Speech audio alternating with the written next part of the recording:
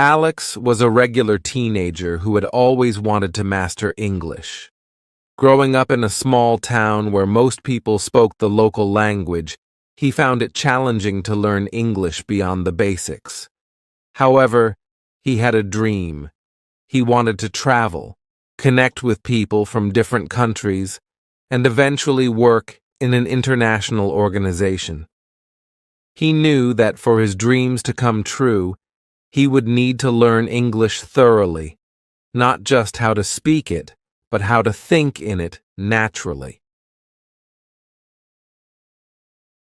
Early realizations. One day, after struggling to keep up in his English class, Alex asked his teacher, "Why do some people seem to think in English so easily, but for me, it's just translating words in my head?" His teacher replied with a smile, "Thinking in English isn't something that happens overnight.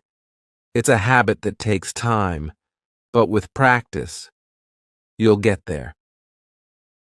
That moment became a turning point for Alex. He realized that he needed to go beyond the textbook exercises and focus on training his mind to think in English. Starting with labels. The next day, Alex decided to try something simple, labeling items around his room with their English names. He wrote mirror and stuck it on his mirror, desk on his desk, and lamp on his bedside light. Every time he saw these objects, he tried to recall their English names, replacing the words in his native language with English ones. Gradually, Alex's mind began associating these words directly with the objects. He noticed that he no longer had to think about the word for desk in his own language before saying it in English. It just became desk to him. This first step made him excited, so he decided to expand this labeling technique. Building a vocabulary journal. Alex then began a vocabulary journal where he wrote down new words and phrases. But instead of translating them into his language, he started adding definitions and examples in English. He even created small drawings next to words, like a drawing of a happy face for the word joy. Over time, he started recognizing these words naturally and felt more comfortable using them. Conversations with himself. Since there weren't many English speakers around, Alex started speaking to himself. He'd describe everything he did in English. When he got ready in the morning, he'd think, "I'm brushing my teeth," or "Now I'm choosing what to wear." It felt strange at first, but Alex noticed that narrating his life helped him build sentences in English. Sometimes Alex would imagine conversations he might have with someone in English. He'd picture asking for directions, introducing himself, or explaining his favorite hobbies. These imaginary conversations became a practice ground for his mind, helping him create a more natural flow of English in his thoughts. Practicing with everyday situations. Alex took his self-talk habit outside. He would go to a cafe and think, "What would I say if I ordered in English?" Even though he'd order in his native language, he practiced the scenario in his head. For example, he'd think, "I'd like a coffee, please," before saying it in his own language. These small practices helped him feel more comfortable with everyday phrases and expressions in English, surrounding himself with English. Realizing he needed more exposure to English, Alex started watching English movies, shows, and YouTube channels. He picked shows that used simple language at first, like cartoons, and gradually moved to movies with more complex dialogues. Every time he watched, he tried not to rely on subtitles. Instead, he focused on listening carefully and absorbing phrases and expressions. One day, he noticed he could follow the plot of an entire episode without needing subtitles. He was thrilled. It felt like his mind was finally catching up. Journaling in English, Alex then decided to start a journal. At first, he'd write short entries about his day, like, "Today I went to school. I learned new things in English class." With time, he became more descriptive, writing things like, "Today, I felt proud because I could understand an English song without looking at the lyrics." Writing down his thoughts allowed him to practice forming sentences and exploring different ways to express himself. As he wrote, he found that he was thinking less in his native language and more directly in English. The power of synonyms and context. Alex's vocabulary journal grew, and he began looking up synonyms for common words to expand his vocabulary. Instead of always using happy, he learned alternatives like joyful, cheerful, and delighted. He would write down sentences for each synonym, making sure he understood the subtle differences. One day, while talking to a friend in English, he surprised himself by saying, "I'm thrilled to be here," instead of just happy. This variety helped him sound more natural and confident in English. Overcoming mental blocks. There were days when Alex felt discouraged.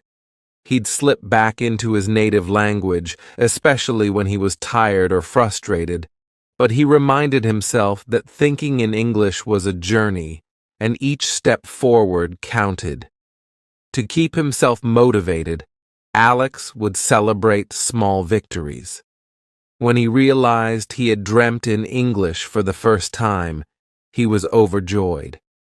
He knew it meant that his mind was getting comfortable with English, even while he slept. Practicing with real conversations. Finally, Alex started using his English with others. He joined an online English language group, where he met people from around the world. His conversations weren't always perfect, but he could express himself without overthinking. Over time, Alex noticed he didn't need to translate as much in his head. English started to feel like a language he owned rather than borrowed. Embracing mistakes as part of learning. Alex learned that making mistakes was part of the journey. Instead of feeling embarrassed, he began to laugh them off, recognizing that every error brought him closer to thinking fluently in English. This acceptance helped him relax and speak more freely. The spark. Why thinking in English matters. When Alex first heard his teacher mention thinking in English, he didn't understand the importance. But soon he realized that it was the key to fluency. Translating in his head every time he spoke made his speech slow and stressful. He saw that if he could directly think in English, he'd feel more confident, fluent, and natural. From that day, Alex set a goal: to change his brain's wiring so that English felt like a language he knew deeply. And he was committed to trying every method to achieve it. Labeling surroundings. Transforming everyday objects. Starting with labels was a simple but powerful step for Alex. He grabbed sticky notes and wrote down the English names of items in his room: mirror, desk, lamp, chair, window. Every time he looked at these items, he said their names in English, even in his mind. Here's why this worked so well. Direct association. By labeling items, Alex created a direct mental connection between the object and the English word. He didn't need to go through his native language. The word mirror became the automatic label. Repetition. Seeing these words daily, he reinforced them in his mind. Over time, they became second nature, and his brain naturally began to think of these items by their English names. As he grew comfortable with his room, Alex expanded the labels to his kitchen, living room, and even his backpack. Each label became a small victory, pushing him closer to thinking directly in English. Building a vocabulary journal, a creative approach to words. The vocabulary journal was Alex's next powerful tool. Rather than simply writing down English words and their translations, he made a rule: no translations. Instead, he created definitions in English, drew simple pictures, and used the words in sentences. For instance, for the word joy, he wrote a sentence like, "I feel joy when I see my friends." For comfort, he wrote, "A soft blanket gives me comfort on a cold day." By doing this, Alex was training himself to understand English words within the context of English itself. Over time, he found that he could remember the words better because he was associating them with feelings, scenarios, and visuals, not just translations. Self-talk, narrating his life in English. When Alex first started narrating his actions to himself, it felt awkward. He'd think in English about small things like, "I am walking to the door," or "I am pouring some water." At first, it was slow, and he had to pause to find the right words. But soon, he noticed some big benefits. Building grammar. By describing his actions, Alex practiced constructing basic English sentences. This helped him naturally get used to English sentence structure, like subject-verb-object order, e.g., "I, subject, am pouring verb water, object." Developing fluency. The more he narrated his actions, the more fluent he became. Gradually, he no longer had to stop and think about each word. Self-talk allowed him to practice without feeling judged or anxious. Mental preparation for real scenarios. Self-talk prepared him for real conversations. Describing his day or feelings out loud gave him the language he needed when he eventually spoke to others in English. Imagining conversations. Practicing real scenarios. Alex went beyond simple self-talk by imagining conversations he might have. He pictured situations like ordering at a cafe, introducing himself, or asking for directions. Each imagined conversation was like a mental rehearsal, and he found that it helped in several ways. Anticipating questions and answers. Imagining dialogues helped Alex think of the questions he might be asked and how he would respond. For example, if he pictured meeting a new person, he'd practice answering, "What do you do?" or "Where are you from?" Boosting confidence. Rehearsing in his mind made him feel less nervous about actually speaking in English. He was mentally prepared and felt he already knew the conversation. By practicing imaginary conversations, Alex realized he could navigate simple situations without needing to translate each word. This exercise gave him the courage to start speaking with others. Practicing in everyday situations, making English practical. After getting comfortable with imaginary dialogues, Alex started using English in real life, even if it was only in his head. Here's how he practiced: ordering at a cafe. While waiting in line, Alex would think about how he would order if he were speaking English.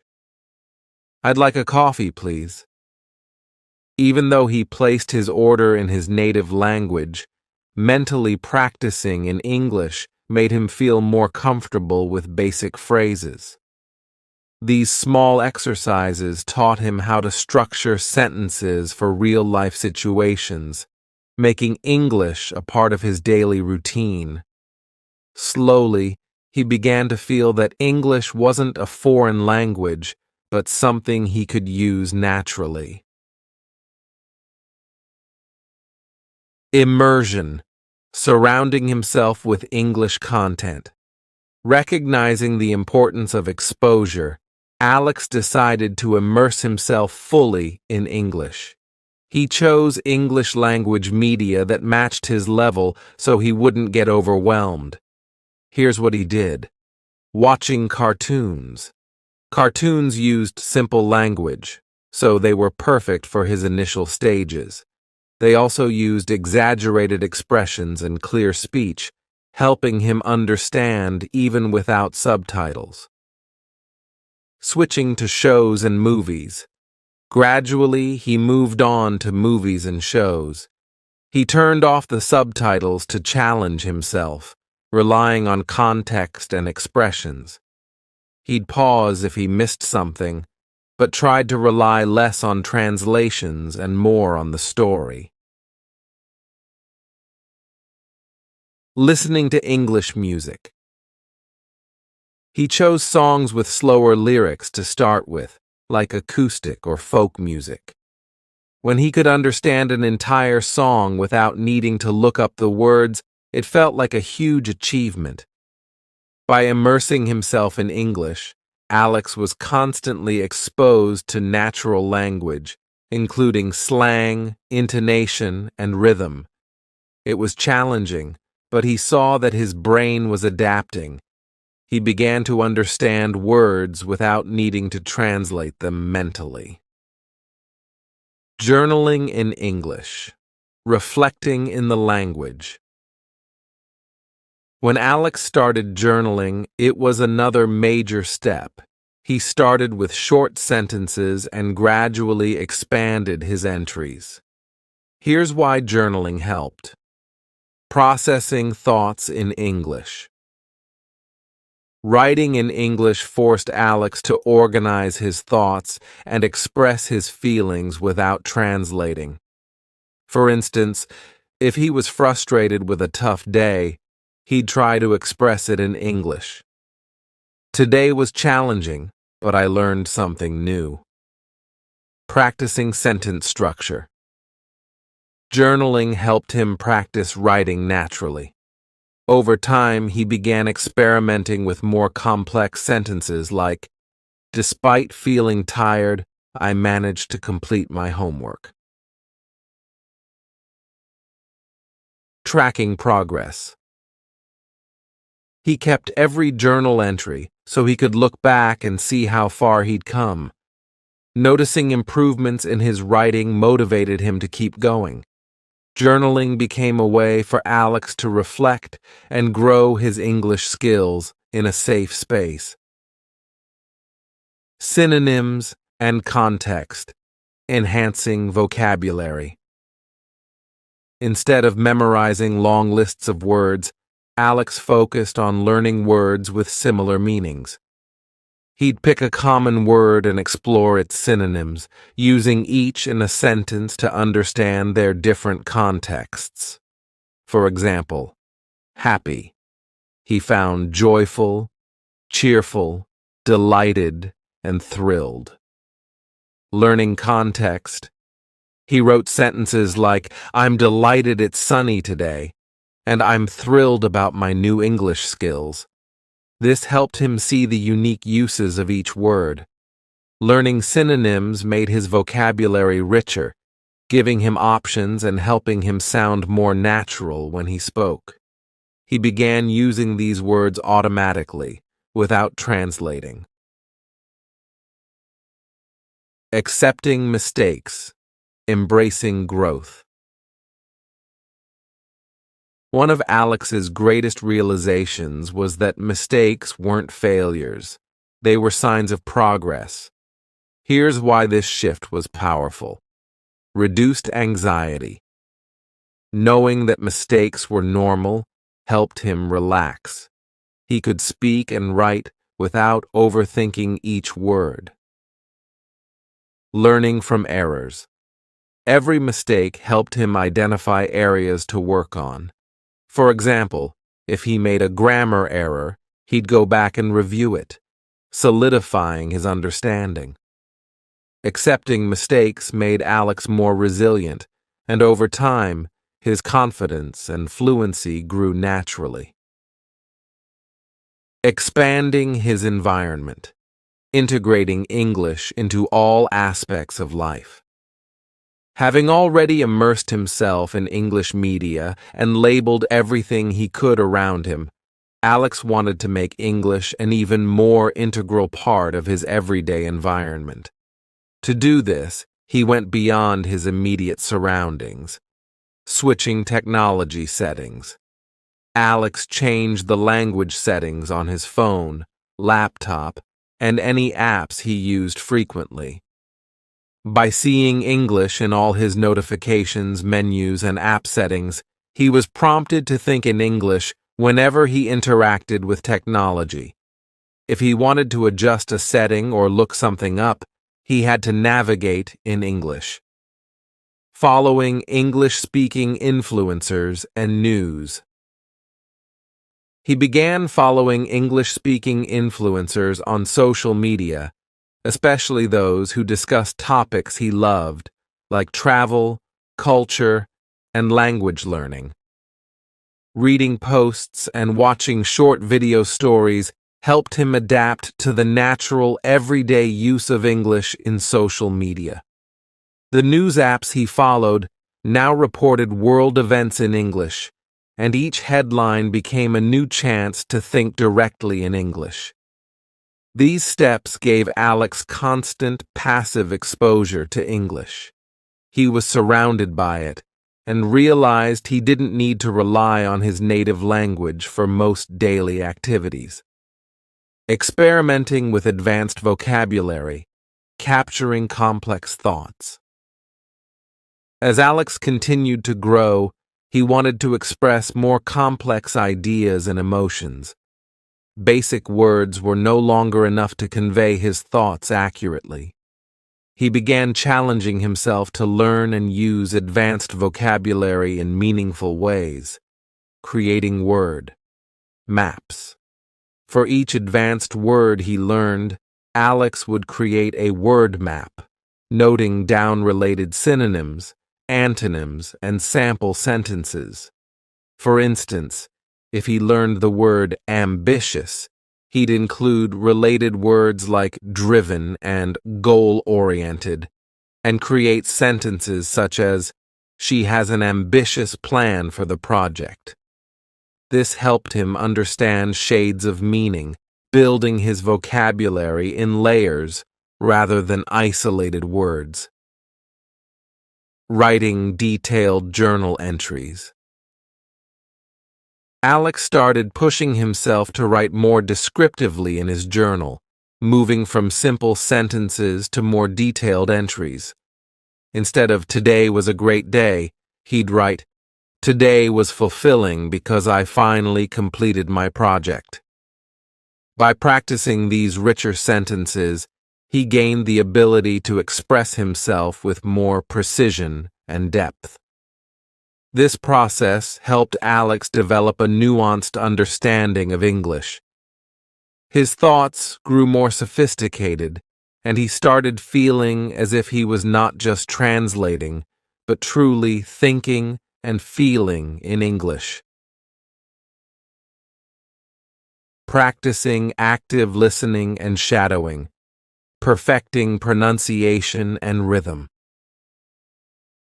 To make his spoken English sound more natural, Alex began focusing on pronunciation, intonation, and the rhythm of native speakers' speech. He found two powerful techniques that took his practice to a new level. Active listening.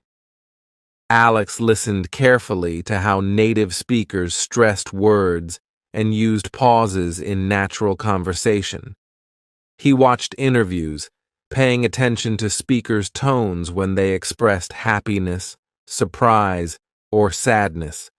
This helped him understand how emotions are expressed in English and made it easier for him to sound expressive and engaging. Shadowing. This was a challenging but rewarding practice. Alex would listen to a sentence from a native speaker and immediately repeat it, trying to match the pronunciation, speed, and intonation exactly.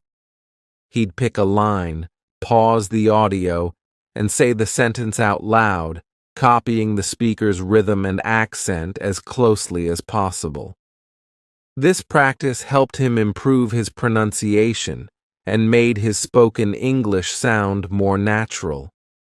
These techniques required focus and repetition, but with time, Alex's speech became smoother and more rhythmic, helping him build a stronger sense of confidence in conversations. Writing essays and reflections. Expanding critical thinking in English. Alex had grown comfortable with daily journaling, so he decided to try something even more challenging: essay writing. He picked various topics, things he was curious about, opinions on world events, or reflections on his experiences. This new habit helped him think critically in English, a skill that proved invaluable. Choosing complex topics. He would pick thought-provoking topics like the impact of technology on youth or the importance of environmental conservation.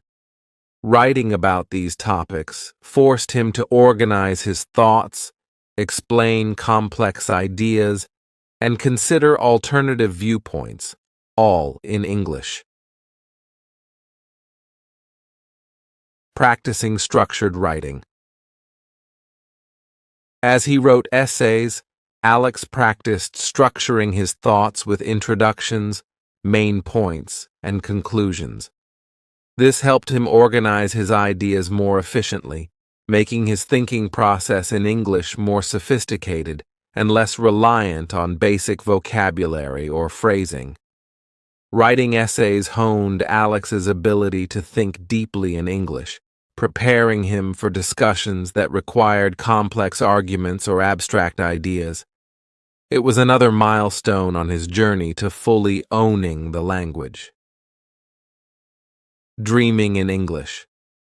An unexpected milestone. One night, Alex had a dream. It wasn't just any dream. It was in English. In this dream, he was visiting a foreign city, interacting with locals, and having fluid conversations entirely in English. When he woke up, he felt both excited and amazed. He realized that English was now such a natural part of his mind that he didn't need to consciously think about it even in his sleep. This experience marked a huge breakthrough: internalizing the language. Dreaming in English showed Alex that he was now internalizing English in a way that went beyond active effort.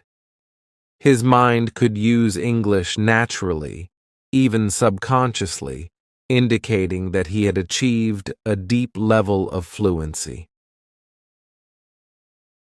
Feeling closer to fluency. This unexpected milestone was proof that his hard work had paid off. It gave him confidence and validation, inspiring him to continue refining his skills. Joining language exchange groups, putting it all into practice. As his fluency grew, Alex knew he needed regular interaction to maintain and further improve it. So he joined a language exchange group online where he could speak with native and fluent English speakers. Through this, he discovered the power of real-world practice. Learning through conversations. Each conversation brought him new expressions, slang, and ways of saying things that he hadn't learned through books or media. He learned phrases like, "That's a tough call," or "I'm on the same page," which gave him a more conversational, natural sound. Getting comfortable with different accents. By speaking with people from various English-speaking regions, Alex got used to different accents and dialects. This was challenging at first, but over time he adjusted and found he could understand most speakers, even if they spoke quickly or with an accent he wasn't used to. Through these language exchange conversations, Alex developed not only his conversational skills, but also his cultural understanding, which enriched his language abilities even further. Reflecting on his transformation. Owning the language. After months of effort, Alex finally felt at ease in English.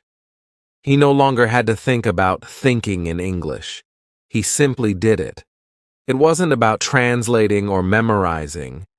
English had become a language he could use fluidly to express his deepest thoughts and emotions. Here's what he realized about his journey. Consistency was key. Alex understood that his progress was the result of consistent daily practice.